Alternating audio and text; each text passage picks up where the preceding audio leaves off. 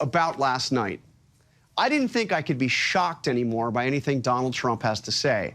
I've known him for 30 years. I covered both his previous presidential campaigns. I was there at the White House for the entirety of the 4 years of his presidency, right down to the sad and bitter ending. I saw him start this presidential campaign with a vow of retribution against his enemies, as he told his most fervent supporters early last year, quote, "I am your retribution." And let's not forget, he chose Waco, Texas, a place fraught with symbolism for those on the far right, as the location for his very first rally of the 2024 campaign. But even with all of that, what he said last night in Arizona was truly shocking. He actually suggested, and I'm going to play his exact words in full context in just a moment, that Liz Cheney should face a firing squad. The remarks came as Trump was invoking Cheney's father, the former Vice President Dick Cheney, who, like his daughter, has endorsed Kamala Harris. Here's what Donald Trump had to say in Arizona. I don't blame him for sticking with his daughter, but his daughter's a very dumb individual, very dumb. She's a radical war hawk.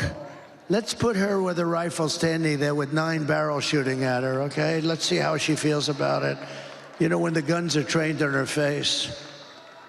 You know, they're all war hawks when they're sitting in Washington in a nice building saying, oh, gee, let's send 10,000 troops right into the mouth of the enemy. But she's a stupid person. Those were Trump's words. Wait a minute, I have to finish. Still to do, but I know who's here. We like hard work. Yeah. Hard work is good work. Yeah. Hard work is joyful work. Yeah. And we will win. And we will win. We will win. And part of the reason we will win is because we know that when you know what you stand for, you know what to fight for. Yeah. And we have an opportunity in this election to turn the page on a decade of Donald Trump, who has spent full time trying to have the American people point fingers at each other, full time trying to divide us, have people be afraid of each other. And folks are exhausted with this stuff. And we know that's who he is. That's not who we are. That's not who we are. And nobody understands better than a union member that as Americans, we all rise or fall together. Here in Janesville and across our nation, union members have helped lead the fight for fair pay, better benefits, safer working conditions. And every person in America benefits from your work. I tell people everywhere I go, thank a union member. Thank a union member.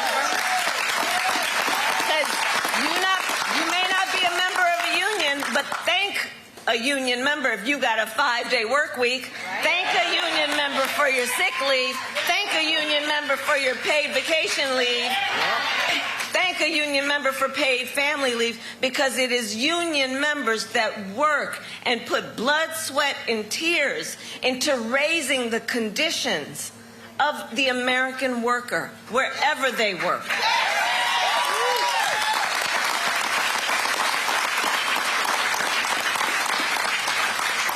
And collective bargaining benefits our entire nation. You know, I try to explain to some folks, look, you know what? Here's the thing about collective bargaining. I'm going to break it down for you. I don't need to break it down for anybody here, but to people who are not here. And I say, look, wouldn't we all want a system that says that in any negotiation, the outcome would be fair? Right? Right. All reasonable people should want that in any negotiation, the outcome would be fair. All right. So if you're talking about the worker, one worker against the company, against the corporation, is that outcome going to be fair? No. The disparity in power is so extreme that negotiation, if you're just requiring that worker to negotiate for better working conditions, better benefits, fair pay, it's not going to be fair. Collective bargaining says, let the collective, the workers who all stand in the same place, join together as a collective and then negotiate. to better ensure just one simple thing, that the outcome is fair. That's what is behind this. It's about basic fairness. But sometimes you gotta fight for fairness. And there's Kamala Harris in Janesville, Wisconsin, the hometown of former Speaker of the House, former Republican Speaker of the House, Paul Ryan, talking to a union group, hitting home her message, her closing argument, centering very much so on the economy and what she'll promise to do for working class Americans. But let me get back to what we were just talking about, and that is what Donald Trump had to say last night in Arizona. As I mentioned, I have seen him do a lot of things over the last several years, going back 30 years. It's hard to be shocked anymore by anything Donald Trump has to say. But what he said at his rally in Arizona, sitting there on a stage with former Fox host Tucker Carlson, what he had to say was truly shocking. He actually suggested, as I did before, and we're going to do this again because I want everybody to see in full context what Donald Trump had to say, his words, his precise words in context, as he said that Liz Cheney should face a firing squad. The remarks came as Trump was invoking Cheney's father, the former vice president, who, like Liz Cheney, has endorsed Kamala Harris. Here, again, are Trump's precise words for you to listen to and you to judge in Arizona last night. I don't blame him for sticking with his daughter, but his daughter's a very dumb individual, very dumb. She's a radical war hawk. Let's put her with a rifle standing there with 9 barrels shooting at her, okay? Let's see how she feels about it. You know, when the guns are trained on her face. You know, they're all war hawks when they're sitting in Washington in a nice building saying, oh, gee, let's send 10,000 troops right into the mouth of the enemy. But she's a stupid person. So those were Trump's words. And let me quote them again, what you just heard. He said, quote, let's put her with a rifle standing there with 9 barrels shooting at her, okay? Liz Cheney responded on X with this post. This is how dictators destroy free nations. They threaten those who speak out against them with death. Cheney continued, we cannot entrust our country and our freedom to a petty, vindictive, cruel, unstable man who wants to be a tyrant. Those were Liz Cheney's words responding to what you just heard. Now, Trump, just minutes ago, was asked to clarify what he said last night about Liz Cheney and those 9 barrels aimed at her. In his response just minutes ago, Trump called Cheney a war hawk. He said that she, quote, kills people. What he didn't do was to take back what he said last night. And he certainly didn't apologize. Now, I'm going to joined here in studio by Rick Klein, our political director and Washington bureau chief. Rick, there is a even larger context here, and that is that this comes as Rick has been as Trump has been talking about the enemy within. Yeah. And about retribution against his political enemies. And now these words about Liz Cheney. I mean, I was shocked.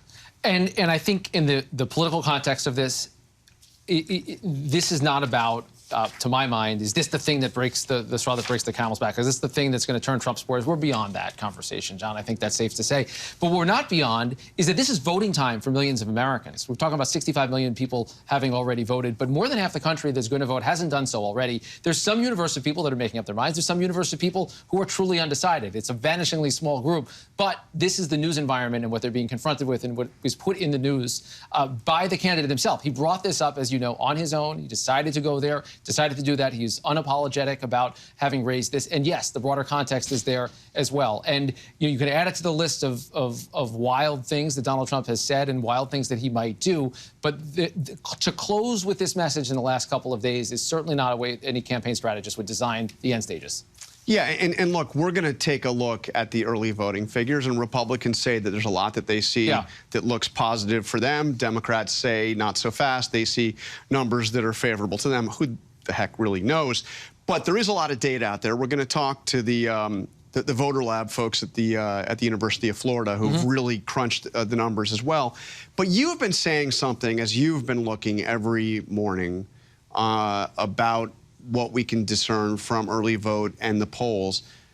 And tell me if I'm quoting you correctly, but you say that the people that are going to decide this election have not voted yet. What do you mean by that? So a couple of things. First is more than half the country haven't voted yet.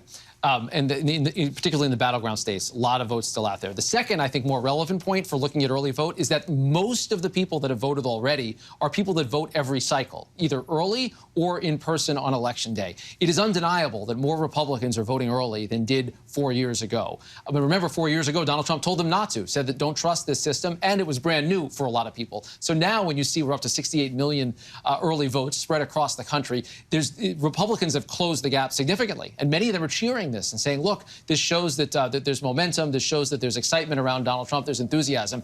We don't know right now is how many of those votes would have been cast anyway. And basically, the analogy that's been used with me is, are Republicans basically just eating their pie early? Are they cannibalizing their election day vote by having it front-loaded? What the Democrats have said about this is, yeah, we see what the Republicans are doing, but we're hitting our numbers. And they say that their numbers are getting better in the closing days of early vote. So a lot of this is kind of pointing to the same conclusion, is which we don't know who's going to win this race. And there's not going to be anything in the early vote that tells us definitively one way or the other. And there's another phrase that we hear a lot. Actually, we've heard it arguably for the last 7 or 8 years. Nothing matters. I've never prescribed to that, by the way. Otherwise, why do we do our jobs? But there's a sense that no matter what Trump does or no matter what Trump says, it doesn't make a difference. No matter what whoever he's running against does or says, it doesn't seem to make a difference. I actually don't think that's true, just for the record. Yeah. But if you look at what happened after Joe Biden dropped out of the race, Kamala Harris very quickly solidified her support, became the nominee, had a convention that was widely seen as a total success, a debate that was seen as a debate that she won, and the numbers didn't really change. Yeah. Not nationally, not in the battleground states. You know, she had a boost when she became the nominee, but after that, stuff has remained incredibly steady. So my question to you is, on this nothing matters scenario, if these voters who have not voted yet, the ones that need to get dragged to the polls on Election Day or to early vote sometime over the next 3 days, you know, if these are, you know, the so-called lower propensity voters, the ones that are still kind of making up their mind, not even just who they're going to vote for, but whether or not they're going to vote, Trump seems to be closing in a way that is problematic. Well, the one key number that I've looked at a lot is 47%. That was the number that was in our last poll. That was the vote share that we had for Donald Trump, 51 for Harris. But take the Harris piece of it out of it. 47% is basically what Donald Trump got in 2016 when he won, and basically what he got in 2020 when he lost. The difference is the battleground states and what the other candidate gets. And if you are Harris, and her formula has been reaching out to some Republicans and independents and first-time voters, you're looking to grow the share. The view in the Harris world is that they have more room to get beyond Donald Trump's number, that he is stuck at that number. To throw another number out, our poll from last week, 49% of people that said they thought he was a fascist. Some of them are still voting for Trump anyway, but that's almost half the country, almost exactly half the country. Those are the kind of things that are hard to get beyond. Donald Trump is a fully formed individual in the minds of voters. What is hard to discern now is he converting late people? Is he taking some of these low propensity voters, some on-the-fence people that are thinking about not voting? Is there another hidden Trump voter, or is it as likely that there's essentially a hidden Harris voter, that people aren't telling pollsters or pollsters aren't picking up something that's going on that's real on the Democratic side this time? Now, we're just about out of time. We've got Martha Raddatz who just hit the western states for us talking to voters out there. But you and I just sat down today in separate briefings with the Trump campaign data analytics team. These aren't the spin meisters. Right. These are the people that look at the data, and also with their counterparts on the Harris campaign. Curious, because we haven't actually had a conversation. It's been such a busy day. How did you take those two? Did you come away thinking that both sides obviously said that they thought they were headed towards a victory? Who did you find more convincing? Two interesting points to me. Neither side is quibbling with the public polling. they basically say that their private polling matches pretty much what the public polling is, which is different than last time. The Trump people were maintaining that the numbers were undercounting Trump. They're basically saying, no, this is all within the band. It's a very close race. Also true that early voters, Republicans have made gains, but it is the case that Democrats have a lot more votes out there to get, and they have a lot of reasons for confidence as well. All right, and we just flashed up those battleground state polls, and I had teased, so I have to ask you before you get out of here, and maybe you'll stick around for the next block. Pennsylvania, as you were walking in here, a new poll, poll number what, 877 from Pennsylvania, a Washington Post poll. What did it say? Harris 48, Trump 47, a 1-point race, which is basically a toss-up. That sounds like margin of error. Well within it, just like the 538 polling averages. We are on a knife's edge on all these states. In other words, it doesn't clarify a damn thing. All right, Rick Klein, thank you very much. Thanks, John. All right, I want to bring in my This Week co-anchor, Martha Raddatz, who traveled out west this week. Nevada and Arizona, two of those very much battleground states, getting a sense of what voters are saying out there as this race gets down to the wire. Martha, welcome back. What did you find? Well, John, I don't have to tell you how tight the race is, nor do you have to tell any of the voters out there in Arizona and Nevada. They're absolutely inundated with mail, with ads, with flyers. We talked to Matt Jalbert, who sorted through his daily mail for us from both candidates. There's a ton of it, but he says he doesn't even pay attention to it at this point. Let's listen. Does it make any difference to you? Do you look at it and go, I believe that, or I don't believe that? Me personally, I don't. I vote based off of a candidate's position, not their disposition. So, you know, I don't look at these things, oh, well, this person did this person did that. Doesn't really concern me because we can run a smear campaign on anyone. And on any candidate, I look at what's their stance on these policies, and can I trust them to, you know, either go to Congress or to the office and vote along their party lines, you know, in a way that, you know, meets my values and my family's values.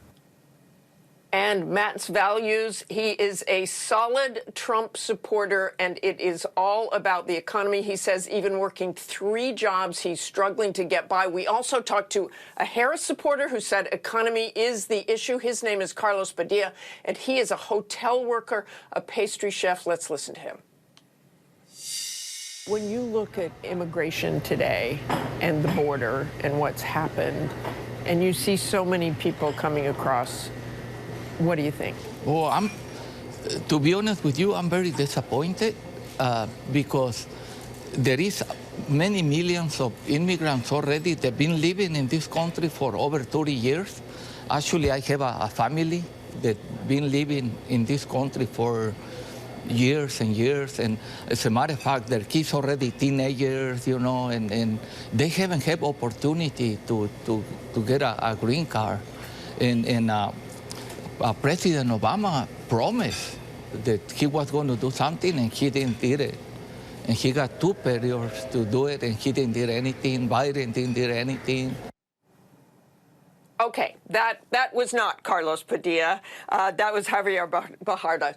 And he came into this country illegally in 1979. And amazingly, Barajas is a Trump supporter because he does not want any more people, any more immigrants coming into this country, John. So again, he is Javier Barajas.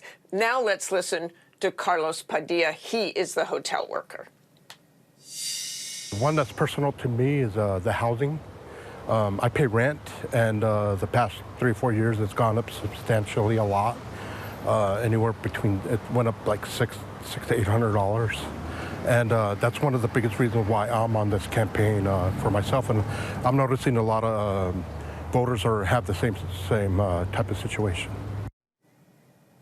He is with the Culinary Workers Union. They are going door to door, 900,000 people by Election Day. I have been out with them before. Not everybody answers their door, but they hope to have about 130,000, as they call them, conversation. I asked him what you were talking about there with Rick, about those undecided voters and what those conversations are like. I've had them as well, and people are really going down to the wire. And a lot of them, John, just say they may not decide at all. They may not vote. John? And Martha, let me ask you, because you've been to a bunch of states. You've been all over the country talking to voters, undecided swing voters. You did it in 2022. You did it in 2020. You did it. I mean, you've been doing this for a long time. You get out there and talk to people.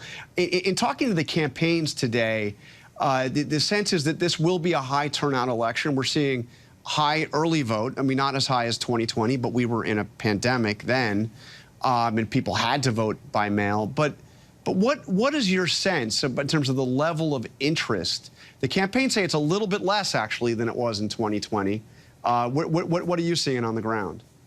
Well, I actually, in the last couple of weeks, and especially out there in Nevada and Arizona, saw a ton of signs, and that's an indicator of enthusiasm. If they have a sign in their yard, they are really into this election. It was kind of evenly divided wherever we went, but compared to 2020, I do feel like there was mass enthusiasm then, and that those signs were everywhere. And in fact, in the battleground states in Pennsylvania and Michigan and Wisconsin, where I also have been recently, there weren't signs out there for a very long time. I know they've started sprouting up now in these last few weeks. Having said all that, I feel like the people who are listening, who are paying attention, who really care about this race are very, very passionate this time around. There's a real difference, I felt, with these voters who know all about what the candidates have been saying, have very strong positions on why they want to vote. And I'll tell you, just like we're talking to those people, it's the economy. It is immigration. You can talk about the economy, but they're feeling the economy. You can say, oh, they're lying about this, they're exaggerating about this, they're doing that. It's kind of like Matt there at the beginning. He doesn't care about those ads. He knows what he has experienced. And that is a really rough point for Kamala Harris, to have people say, I'm sorry, my rent is higher, my groceries are higher, my eggs are higher, my gas is higher, even if it's going up now, even if they see those numbers going up, and obviously they didn't with the jobs report today, even if they see that, they're not getting that money back. They are not going to be making up for what they lost during those years, and a lot of them blame Joe Biden and Kamala Harris. John. All right, Martha, thank you a lot for all of that. I know you're going to have much more reporting from Nevada and Arizona on Sunday, right on This Week. Thank you, Martha. Still ahead here on This Week Live, Election Day is only 4 days away, but could legal challenges after the election make their way all the way to the Supreme Court? We've already seen a few get there before the election. We'll explore what could impact who wins the White House in the courts when we come back.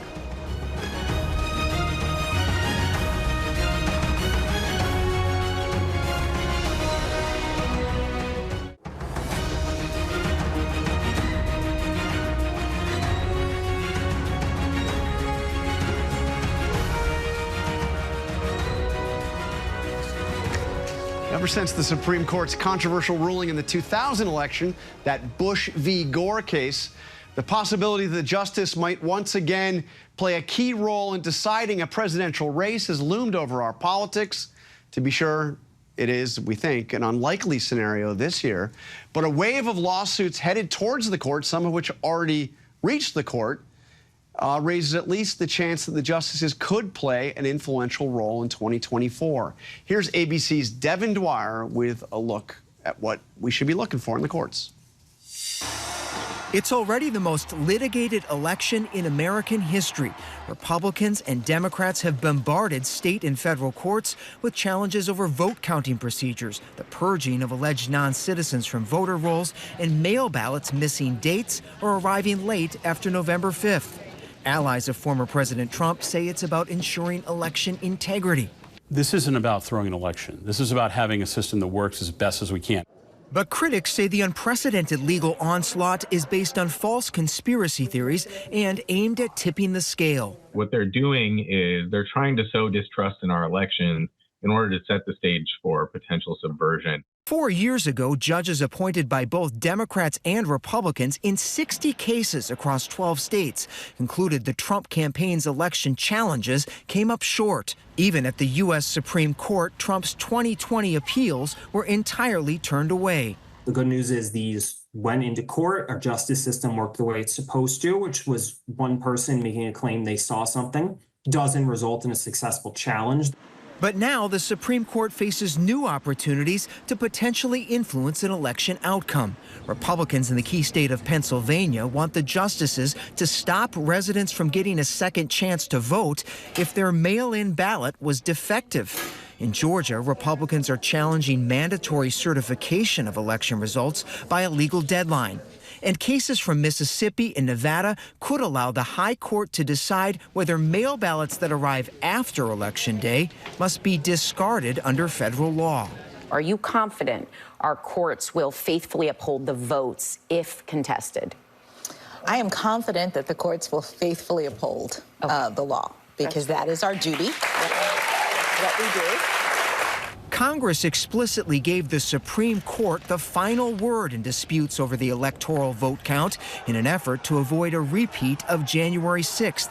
If a state were to refuse to certify its results, or if more than 1/5 of members of Congress later object to a candidate's electors, the justices would render a decision in what would be an echo of Bush v. Gore.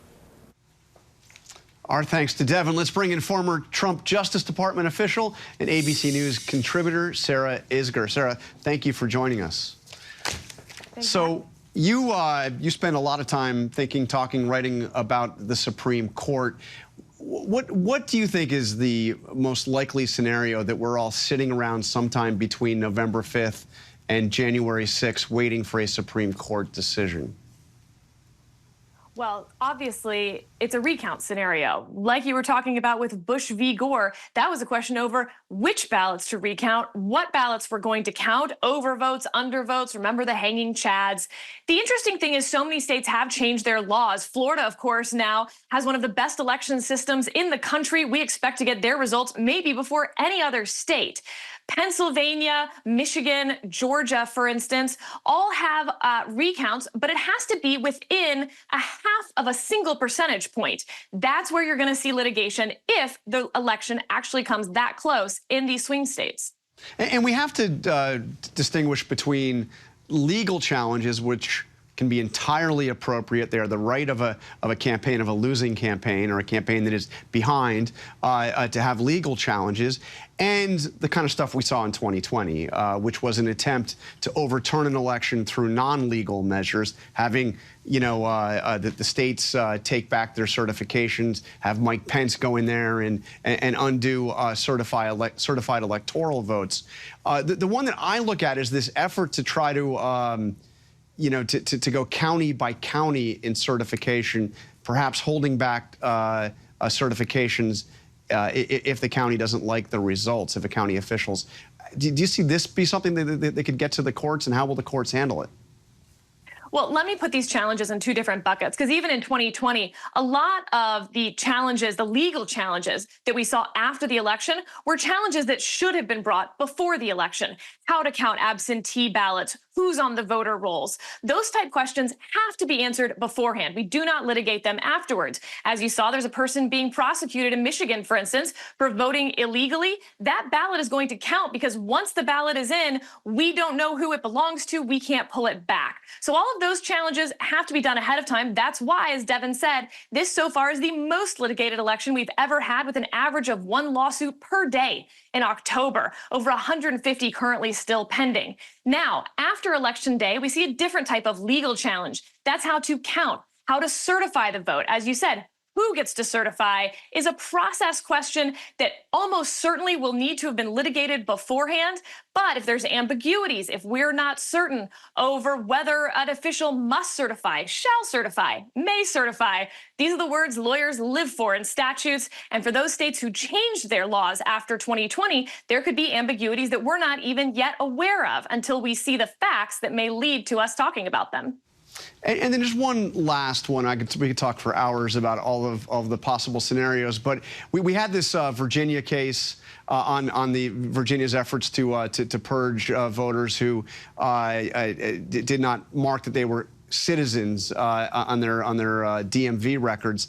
I don't want to get into the details of the case itself, but what I noticed is when it went to the Supreme Court, and the Supreme Court decided whether or not it was going to deal with it, the decision was 6-3, and it was the 3 liberals versus the the 6 conservatives. Is that what we're going to be looking at if we once again have a case that goes to the Supreme Court that's going to be broken down by, I mean, I thought there was no partisan way to count votes. I thought we just count votes. Well, the institution of the Supreme Court is in such a different and more vulnerable place than it was in 2000 when Bush v. Gore was decided. This is a Supreme Court that is less popular than any Supreme Court in modern history. And it does look more often like it's breaking along those 6-3 lines, as you saw in that Virginia case. Now, what's interesting about that, the Supreme Court intervened in Virginia, but not in Pennsylvania or in Nevada, for instance, and Michigan, another one. Why? Because those were state courts deciding issues of state law. In Virginia, you had federal courts stepping in here within 30 days of an election, and the federal courts have a rule called the Purcell principle that federal courts will not get involved. So really what it looks like the Supreme Court was doing in the Virginia case is saying, sorry, federal courts, you have no role here. We're simply going to leave this to the state courts in that case. All right, Sarah Isgur, thank you very much. We'll talk more in the coming days and no doubt in the days after November 5th. Still ahead on This Week Live, we look at what the early vote could mean for Election Day. We're back in a moment.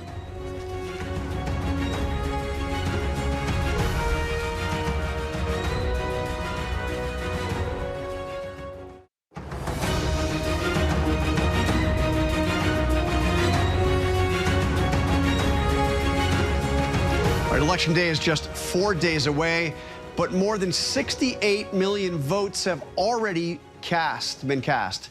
And we wanted to turn to the guy who has spent more time, probably than any human being on the planet, looking at those votes, where those votes have come from, and what we could discern from those votes. I'm joined now by the University of Florida political science professor Michael McDonald, who leads the University of Florida's Election Lab Early Vote Tracker. Thank you for joining us. Great to be with you, Jonathan. So I mean, your website has become the kind of go-to place for people to try to figure out what's going on. I've spent a fair amount of time on it. I'm still a little confused. So let me just ask you to respond to what I'm hearing from the two campaigns. First of all, when I'm hearing from the Trump campaign and from the Republicans, is they're looking at the early vote in the battleground states, and they're seeing Republicans voting at a higher percentage, in some cases significantly higher than they voted in 2020. They say this points to a very good November 5th for Donald Trump and for Republicans. Is that correct? Is that what you're seeing? Well, the campaigns are going to spin the numbers, so of course you're going to get positive feedback from both of them. My take on it is we just don't know, quite frankly. And we'll have a little bit more clarity in a couple days once these vote-by-mail states start getting more of their ballots in, and we'll get a good read on the turnout, overall turnout, and vote-by-mail states, the partisan distribution, if they do have party registration of the vote within those states. But yeah, I think we're just going to have to sit tight for a few more days and see where we land. And what the Democrats are saying, I told you what the Republicans are saying. They say, look, this is not to be compared to 2020. 2020 was an aberration. Obviously, it was COVID, but you also had a situation where Donald Trump was going out and actively torpedoing efforts to get Republicans to vote early, saying it was a scam, that it wasn't going to work. On and on and on. And now every rally Donald Trump holds, there's a big sign that says vote early. And that's why you're seeing more Republicans. They're simply taking away from the votes that'll show up on Election Day. And by the way, because we're no longer in a pandemic, Democratic voters don't feel the same pressure to vote early. A lot of them are going to vote on Election Day or early voting in these days ahead. What do you say to that? Well, there's truth on both of these campaigns, and that's how they can spin it, right? So, and it's great if there's a negative truth you can expand out on. So what's going on here is absolutely, in the pandemic in 2020, we had lots of Democrats voting by mail. the mail numbers we knew were going to be down. They were already down in 2022. And sure enough, in 2020, we couldn't possibly reach the number of mail ballots that we had in 2020, just looking at the ballot requests, much less like people who voted so far. So we knew there were going to be lower numbers of mail ballots. We knew that Democrats now, in 2020, 2022, they now more often vote by mail where there's a choice, so you're not a vote by mail state. And so, yeah, we know that the early vote's going to have that shift to it. The thing that we didn't expect this time was exactly this thing that's going on with Donald Trump. In 2020, he disparaged all forms of early voting. This time around, well, it's okay to vote in person early. And his supporters hear that, and they've responded to it. And we've seen record numbers of turnout in the first day of early voting in places like North Carolina and Georgia. It was mostly Republicans that were showing up those first days. And we could also look at their past vote history, and we could see, oh, you know what? These are people who voted either much later in the early voting period in 2020, or they voted on election day. And so there has been a shift, and how much of that shift is going to play out in terms of what it means for enthusiasm? Well, we could see that early high level of engagement for Republicans, and then it started tailing off. And so it looks like there was this big surge. People were the super voters who really listened to Donald Trump, love him. They wanted. So how much of that is going to carry through, that enthusiasm is going to carry through all the way to Election Day? That's the big question, and we don't know the answer yet. All right. Well, I think the basic message here is don't put too much stock in the spin. We actually need to count the votes, and we'll see where it's going to go. And we truly have no idea. But we're going to still be looking at the election lab at the University of Florida. Professor Michael McDonald, thank you for joining us. Really appreciate your insights. We are back in a moment with none other than Bob Woodward. See you in a minute.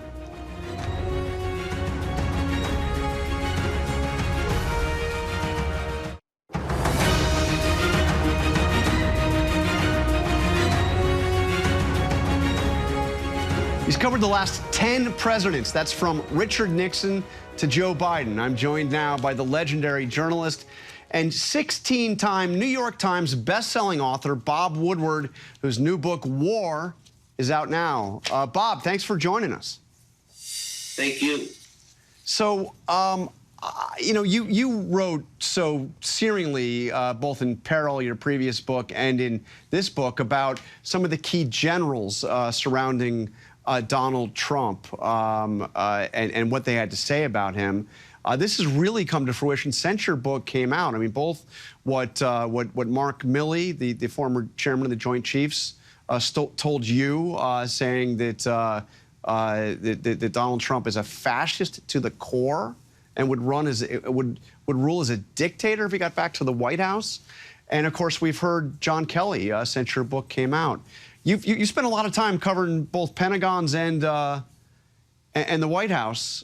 I mean, this is nothing remotely like anything we've ever seen before. Yes, that's absolutely true.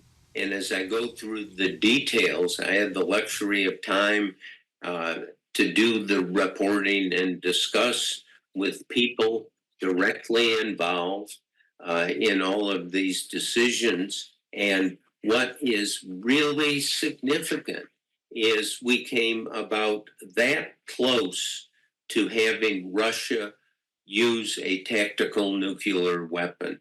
And it's a very long process and debate and people talking to Russians, particularly the defense minister Shoigu, but that we avoided that.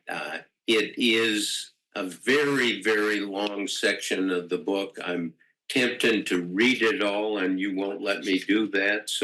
But I'm just going to give you the conclusion from the Director of National Intelligence, Avril Haines, that we reached a point in May of this year where there were more casualties than they had seen since World War II, 300,000.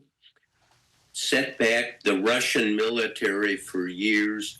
And so Haynes, who is in control of all the intelligence agencies, including the CIA, says of Putin, the leader of Russia, he can be weaker as he is now, and at the same time, that makes him more dangerous. Just the simple fact that he has less to lose because he's in a pinch. What is your sense? Yeah, what is your sense of how closely Putin and those around Putin are watching this election? They have to be watching this election because Putin likes Trump. Trump likes Putin. I mean, just the other day, the question came up whether Trump had actually talked to Putin. And I've got sources who say they believe that he did. So Trump, now this just a few days ago, says, oh, well, I'm not going to comment on whether I talked to Putin, but if I did, it's smart. Right. I mean, well, it's not a confirmation, but it's almost a confirmation. What's going on between Putin and Trump? Should Trump come back into the presidency? What is Putin going to be able to do? He's locked in this war with Ukraine, the biggest attempt at territorial assault since World War II, when Hitler took Poland. Putin is trying to do this to Ukraine, an independent country. It is absolutely staggering. So you have a chance in the reporting to dig into it and see and get notes and documents. And when you get to that reality, the danger is only larger. And you also, you just posed a really good question. What's going on with Putin and Trump? You report, I think this didn't get quite as much attention as it should have either out of your book, that Trump's own former director of national intelligence seemed to think that there may have been a blackmail situation. I don't want to, you characterize your reporting and what... No, this is Dan Coates, who was the director of national intelligence for, I guess, 2.5 years for Trump. And I talked to him, to Coates, just a couple of months ago. And I said, what's going on between Trump and Putin? And Coates said, I don't know, but I wonder and worry whether it's some sort of blackmail situation where Putin has something on Trump, and so he has made Trump subservient to him.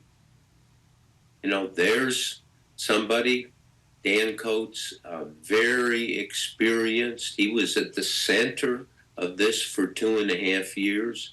Overseeing the CIA and the National Security Agency, and that's what he says.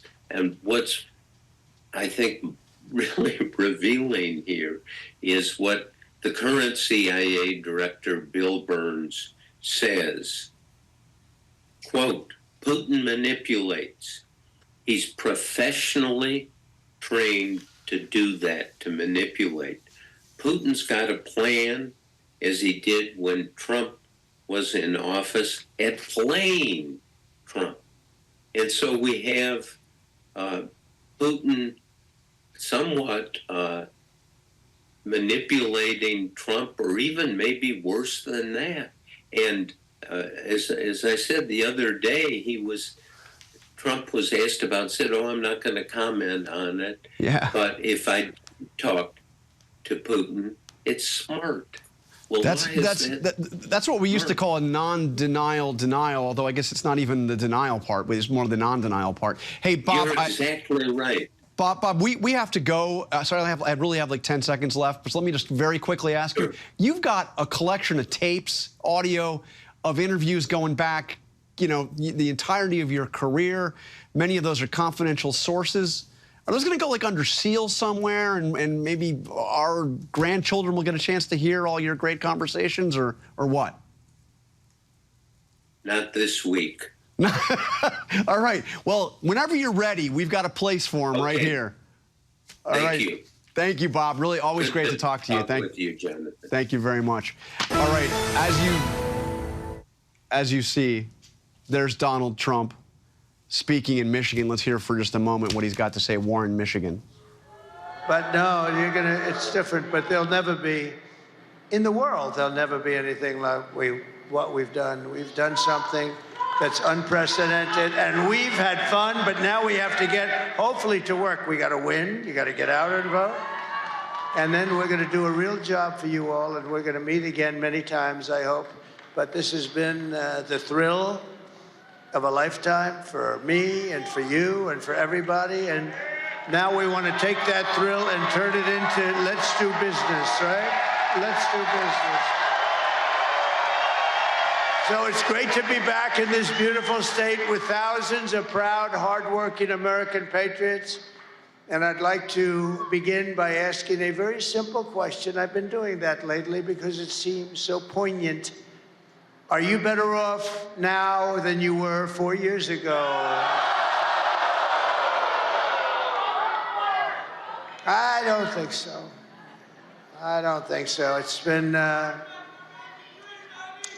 Is that one of the easiest questions you've ever been asked? But I've come today with a message of hope for all Americans. With your vote, this election, most important election you've ever even thought about voting in, I will end inflation. I will stop the invasion of criminals pouring into our country. And I will bring back the American dream. I'm going to bring it back. You know, yesterday we had a long day. We started out before 7. Okay, there he is. Donald Trump, the former president of the United States, currently the Republican nominee for president, speaking in Warren, Michigan. Rick Klein was good enough to come back in studio. I'm still thinking about Bob Woodward and all those tapes he's got, you know. Not this week. I mean, what does happen? Anyway, we can talk about that later. But look, Trump just posed a question. This has become his question that he's asking now at the beginning of his rallies. He's been doing this for a little while. And the question is, are you better off today than you were 4 years ago? It's for the reverse reason, the question that Ronald Reagan asked in 1984 when he was running for re-election, because the idea was you were better off and he wanted to get re-elected. Right.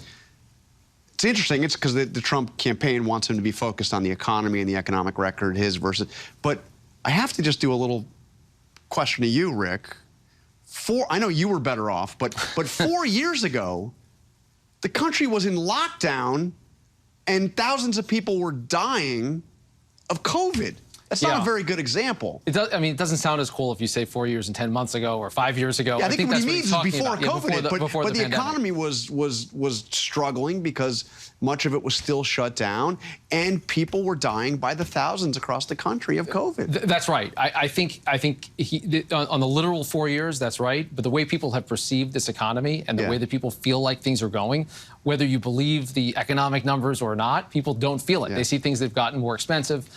Today's jobs report doesn't help the narrative for Biden-Harris. And the feeling of just kind of drift and losing ground is a real one. And it's a powerful one. If Donald Trump wins, then the weakness in the economy that's perceived by people, the Biden-Harris economy, is going to be one of the main reasons. It's one of the top issues for him. He is viewed as advantaged on that, although that gap has closed. And it's something that I've been watching in the polls a little bit, John, to see how Harris has, in her pitch, as people get to know her better, been able to eat away at that advantage that Donald Trump has on the economy specifically. Yes.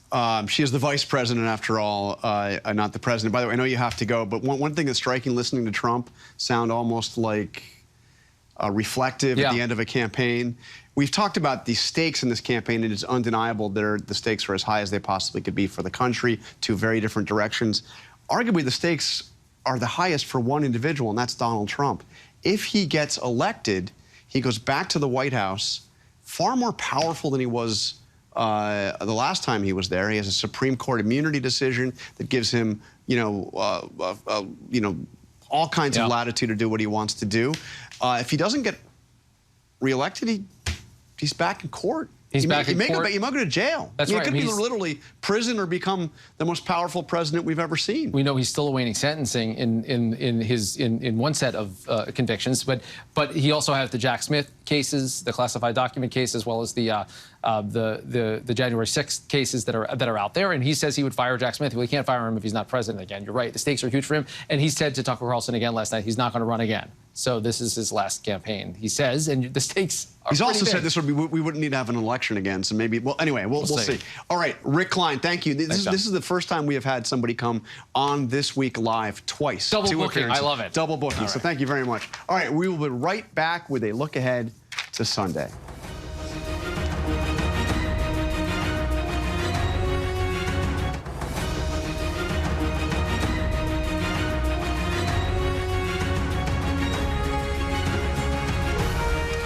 Big thanks to our guests for joining us. Stay tuned for more news, context, and analysis on all the big day stories right here on ABC News Live. And be sure to tune in to This Week on Sunday morning right here on ABC, where I'll be joined by George and the entire political team to break down the final days of the 2024 election. I'm Jonathan Karl, and until next week, that's This Week Live.